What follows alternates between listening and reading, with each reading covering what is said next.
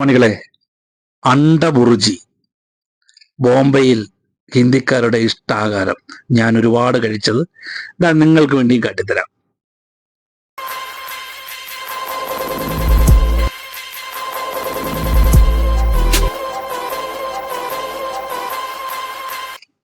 അപ്പൊ അണ്ടബുർജി ഉണ്ടാക്കുന്നതിന് വേണ്ടി നമുക്കിതാ ഒരു പാൻ വെച്ചു. അതിലേക്ക് എണ്ണ ചെറുതായിട്ട് ചൂടായി വന്നപ്പോഴത്തേക്ക് അതിലേക്ക് കടുക്, ഉഴുന്ന് പരിപ്പ് അതിലേക്ക് ഇട്ടിട്ടുണ്ട്. അത് ചെറുതായിട്ട് പൊട്ടി വരുന്ന സമയത്ത് ഉണക്ക മുളക്, വറ്റൽ മുളക് അതുകൂടി 2-3 മുളക് ചേർത്തു. ലേശം കറിവേപ്പില, പച്ചമുളക്, ഇഞ്ചി ഇത് രണ്ടും കൂടെ ചേർത്ത് കൊടുക്കുക. ചെറുതായിട്ടൊന്ന് മിക്സ് ചെയ്ത് കൊടുക്കുക. നല്ല രീതിക്ക് ഇളക്കി കൊടുക്കുക. അപ്പൊ ചങ്കുകളെ, എൻ്റെ ചാനൽ ആദ്യമായിട്ട് കാണുന്നവർ ദയവായി ഒന്ന് സബ്സ്ക്രൈബ് ചെയ്യുക, ആ ബെല്ലൈക്കൻ അമർത്തുക, വീഡിയോ കണ്ട് അഭിപ്രായങ്ങൾ അറിയിക്കുക, അതുപോലെ നിങ്ങളുടെ ഫ്രണ്ട്സിനും ഫാമിലിക്കും ഷെയർ ചെയ്ത് കൊടുക്കുക.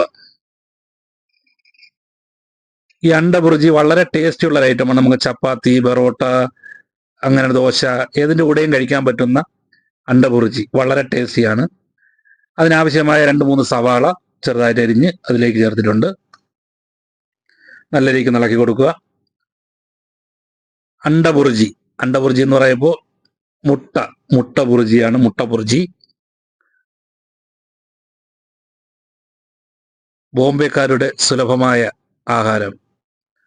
വൈകുന്നേരങ്ങളിലും രാവിലെയും ഒക്കെ വഴിയോരങ്ങളിൽ ഒരുപാട് ഞാൻ കഴിച്ചിട്ടുള്ള പേഴ്സണലി കഴിച്ചിട്ടുള്ള ഒരു ഫുഡാണ് മുട്ട ബുർജി, അണ്ടബുർജി.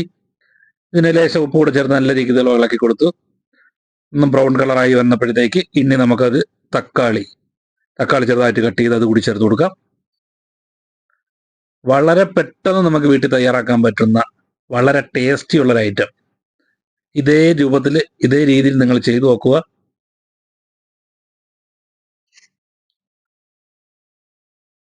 തക്കാളി വഴണ്ട് വന്നിട്ടുണ്ട്. ഇനി ലേശം മഞ്ഞപ്പൊടി ജസ്റ്റ് ഒന്ന് മിക്സ് ചെയ്ത് കൊടുക്കാം.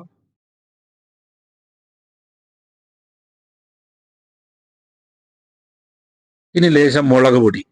ഒരുപാട് മുളക് പൊടിയുടെ ആവശ്യമില്ല, ജസ്റ്റ് ഒരു സ്പൈസിക്ക് വേണ്ടി മുളക് പൊടി.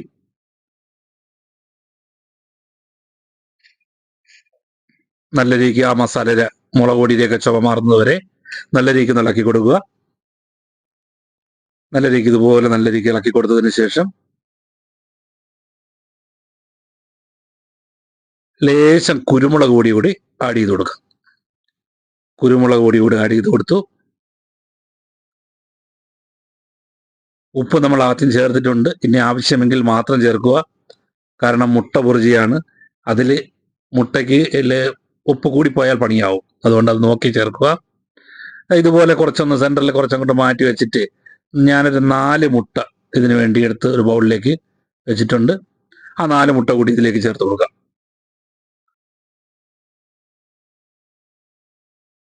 ഇനി നമുക്കിതാ ഈ 4 മുട്ട ചേർത്തതിന് ശേഷം ഇനി നമുക്ക് 4 മുട്ടാകെ മൊത്തത്തിലൊന്ന് അടപടലൊന്ന് മിക്സ് ചെയ്ത് കൊടുക്കുക.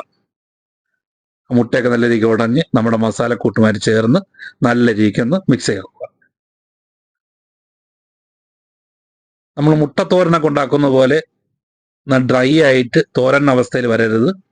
മുട്ട ബുർജി എന്ന് പറയുമ്പം കുറച്ച് മയമായിട്ടും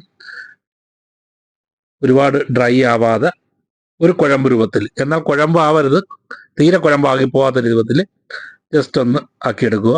നല്ല രീതിക്ക് തോന്ന് ഡ്രൈ ആവരുത്. നമുക്ക് ചപ്പാത്തി, ബറോട്ട എല്ലാത്തിൻ്റെ കൂടെയും കഴിക്കാൻ വളരെ ടേസ്റ്റുള്ള ഐറ്റമാണ്.